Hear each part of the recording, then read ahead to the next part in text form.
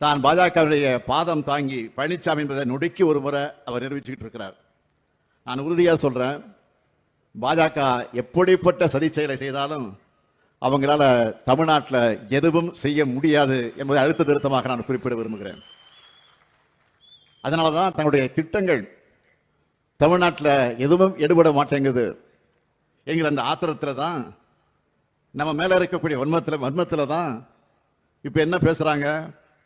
அதிலும் குறிப்பா மாண்புமிகு பிரதமர் மோடி அவர்களே போய் பீகார் மாநிலத்தில் போய் என்ன பேசியிருக்கிறார்.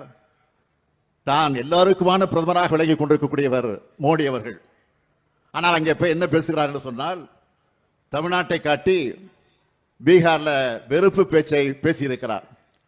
வந்தாரை வாழ வைக்கக்கூடிய தமிழ்நாட்டை எல்லோருடனும் சகோதரத்துடனும் பழகக்கூடிய நன்மை பற்றி இந்த மண்ணில் வாழக்கூடிய எல்லாருக்கும் நல்லா தெரியும்.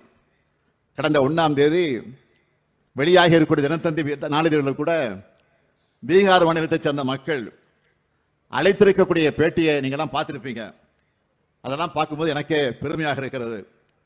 தமிழ்நாடு எப்படியெல்லாம் எங்களுக்கு வாய்ப்புகளை உருவாக்கி தருது, தங்களுடைய வாழ்க்கை தரத்தை எப்படியெல்லாம் உயர்த்தி இருக்குதுன்னு மிக தெளிவா பீகார் மக்கள் தமிழ்நாட்டில் வந்து பணிபுரியக்கூடிய, தொழில் செய்து கொண்டிருக்கக்கூடிய, வாழ்ந்து கொண்டிருக்கக்கூடிய அந்த பீகார் மக்கள் பேசியிருக்கிறார்கள்.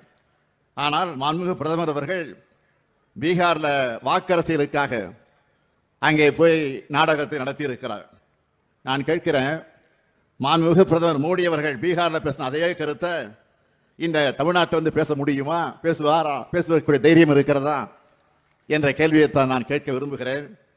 ஆக யார் என்ன சதி செஞ்சாலும், எத்தனை அவதூறுகளை நம் மீது பரப்பினாலும், எவ்வளவு போலி செய்திகளை எல்லாம் அவர் உருவாக்கினாலும், நான் தெளிவோடு சொல்லுகிறேன், இங்கே நம்முடைய தொல் திருமாவர்கள் குறிப்பிட்டதை போல 2026 திராவிட முன்னேற்ற கழகத்தின் தலைமையில் இருக்கக்கூடிய ஆட்சி நிச்சயம் அமையும் என்று நான் இந்த நேரத்தில் அன்றைக்கு எல்லா சேனல்லையும் சொல்லுகிறேன், எல்லா டிவிலையும் எல்லா சேனல்களையும் திராவிட மாடல் 2.0 ஆட்சி அமைஞ்சது என்ற செய்தி தான் வரப்போகிறது.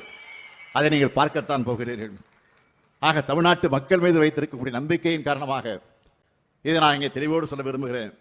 ஆக 7வது முறையாக கழகம் ஆட்சி அமைய நீங்கள் எல்லாம் உறுதுணையாக, உற்ற துணையாக இருக்க வேண்டும் என்று நான் இந்த நேரத்தில் கேட்டுக்கொண்டு